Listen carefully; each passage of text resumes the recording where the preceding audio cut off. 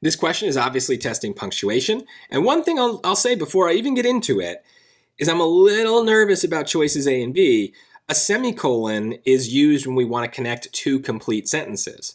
So you need a sentence before the semicolon, you need a complete sentence after. Now, that's exactly what a period does, right? It separates two complete sentences. So the fact that these two things are the same does not bode well. There are some cases that are very rare, but where we use a semicolon in a slightly different way, but it's very rare.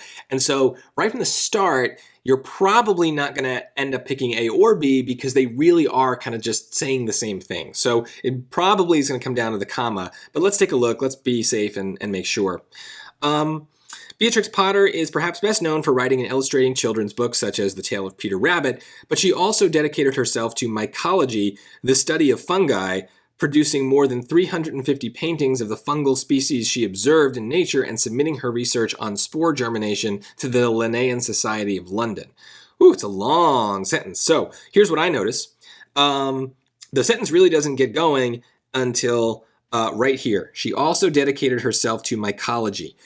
So yes, there's a sentence before that. Beatrix Potter is perhaps best known for writing and illustrating children's books such as The Tale of Peter Rabbit. That's a sentence. That could stand on its own. I could put a period right after Peter Rabbit and that'd be fine.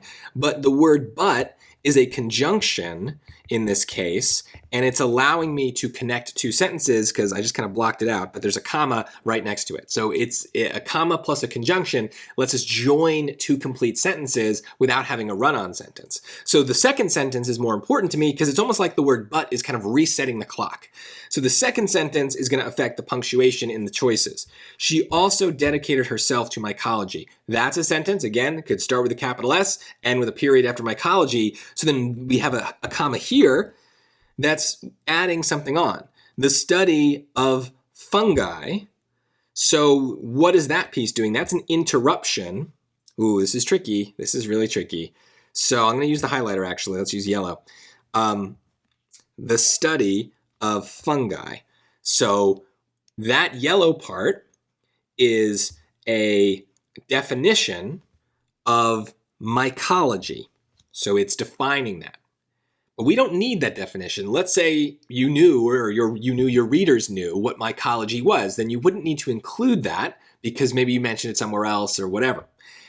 In that case, we would still need a comma because then after we introduce the definition, we have another extra clause that is describing what she did when she dedicated herself to mycology. So producing more than 350 paintings of the fungal species she observed, blah, blah, blah. Now we just have a lot of prepositional phrases, but it's all extra. The point is we need this comma here kind of for two reasons. So D is going to be the answer. We need it because we need to separate out the yellow, which is this definition. We're interrupting the sentence to provide a definition of mycology, so we need it for that reason. But even if we get rid of the yellow, we would still need a comma after mycology because we're taking this complete sentence and then we're adding on a very long extra clause at the end that is descriptive and telling us how she dedicated herself. But notice there's no actual subject in the red. There is no subject, there is a verb, kind of. The word producing is maybe our verb. It's a little grammatically fuzzy, but that's okay.